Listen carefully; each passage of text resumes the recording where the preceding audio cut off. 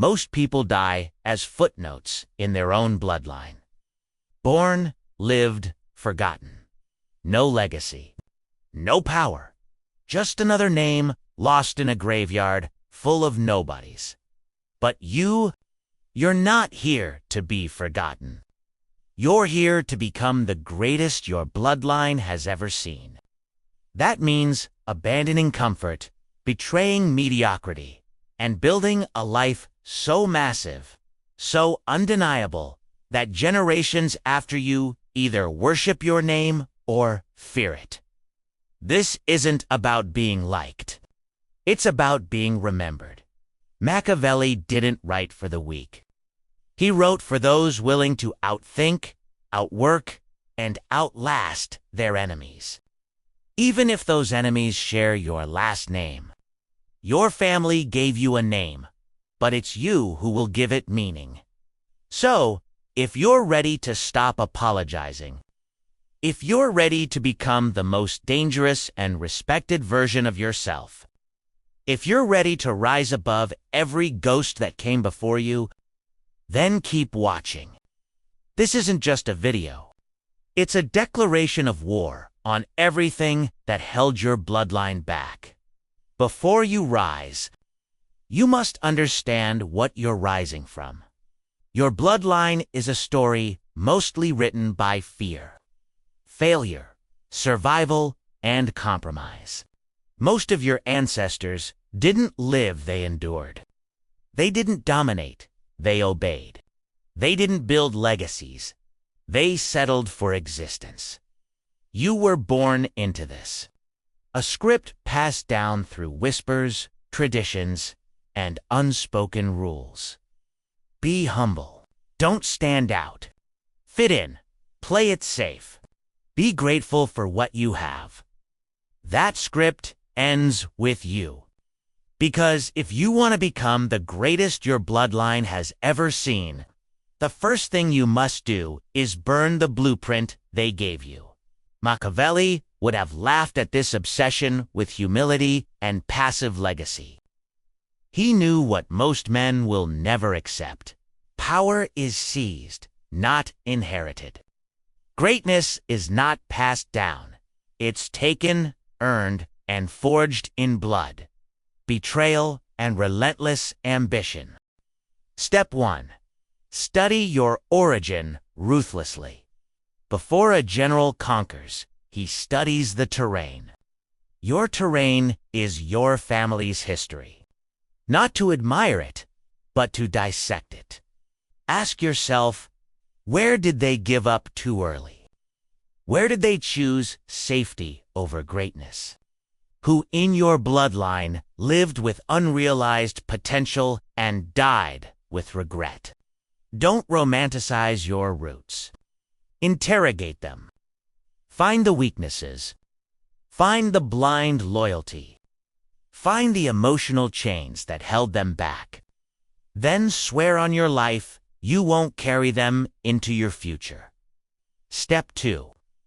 Stop seeking permission.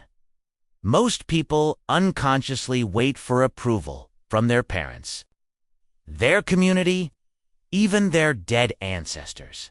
But no one ever became great by asking for a blessing, Machiavelli said. A wise prince must learn to be not good, not obedient, not the nice guy everyone praises. He must learn to be effective, strategic, cold when necessary. You will not become the greatest by being agreeable. You will rise the moment you decide. I don't need their approval. I need results. If that means disappointing your family to honor your future, so be it.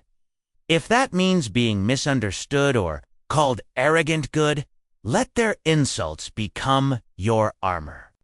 Let their silence become your fuel. Step 3. Build in silence. Emerge in force. Your legacy is not built in group chats or family functions. It's built in silence. While they sleep, you plan. While they talk, you move. While they waste years, you weaponize your days. You're not just working for money or comfort. You're building an empire so dominant that your surname echoes in future generations' mouths with awe. When you rise, don't explain it. Don't ask for congratulations.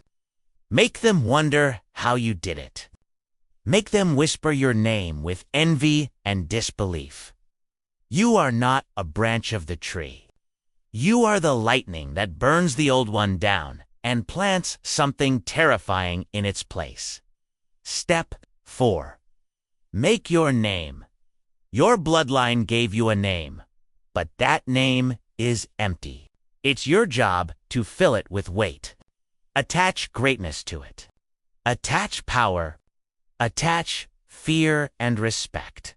Let future generations say, "He changed everything." Let your story become the blueprint they study. Let your life become the dividing line between those who lived small and the one who broke the curse.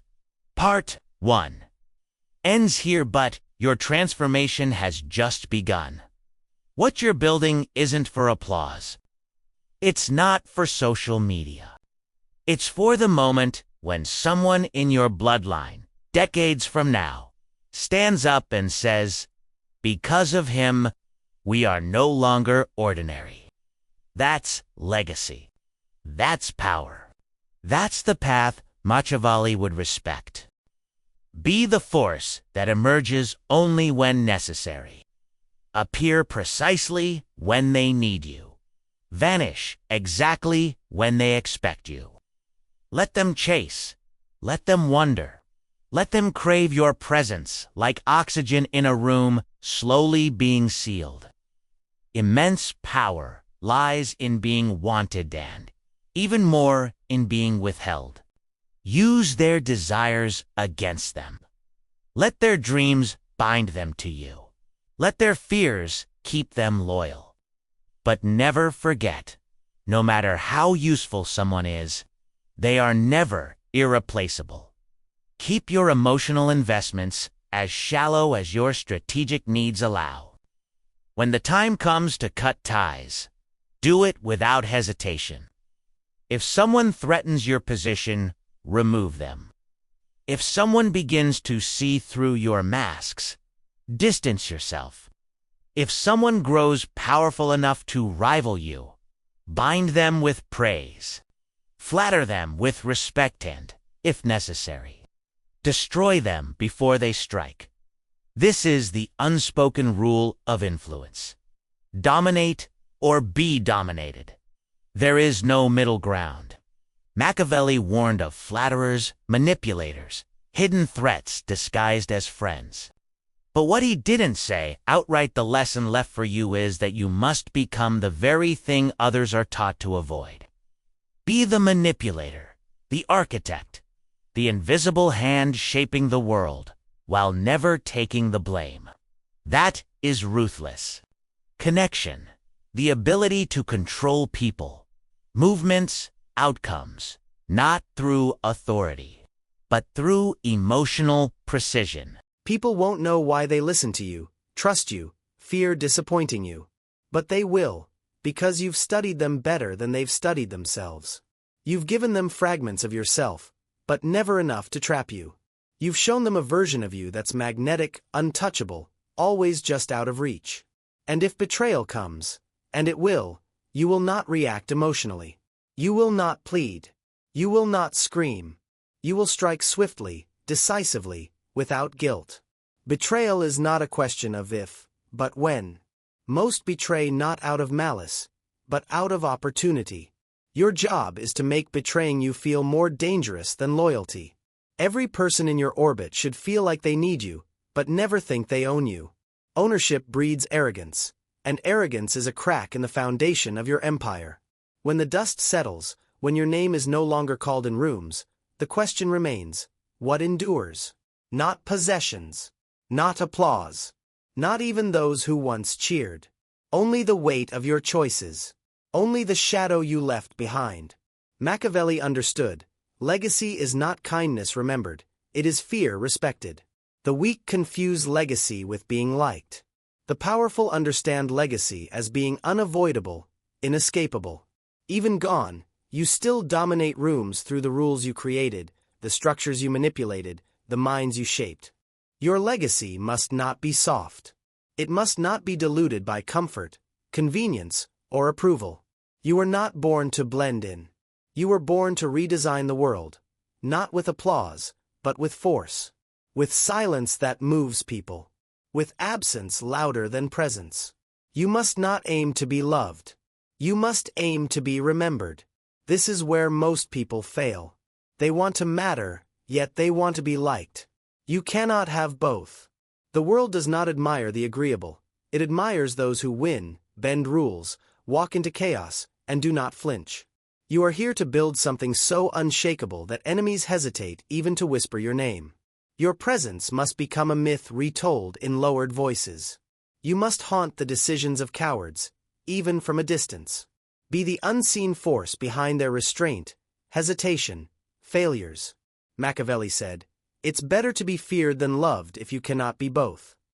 Fear creates distance, respect, discipline. Love fades. Fear leaves a mark. Your ancestors may have ruled through war, fame, or status, but your war is internal, colder, psychological, fought through perception, dominance, and strategic indifference. You are not just playing the game. You are rewriting the board. You must become the figure history cannot erase, not for volume, but for effectiveness. Be so precise, so untouchable, that your methods are studied, your strategies stolen, your name spoken with reverence and resentment. Yes, you will be misunderstood. They'll call you cruel. They'll say you don't feel. They'll accuse you of being too ambitious, too cold, too calculating. Let them. They don't see what you see. They don't feel what you feel. They cannot understand the burden of becoming something greater than a name, becoming a force. They want to be remembered for being nice. You want to be remembered for changing everything. That is the difference. You are walking the path of kings, tacticians, rulers who didn't just live, they left blueprints. Build systems that outlive you. Ideas that move even when you are gone.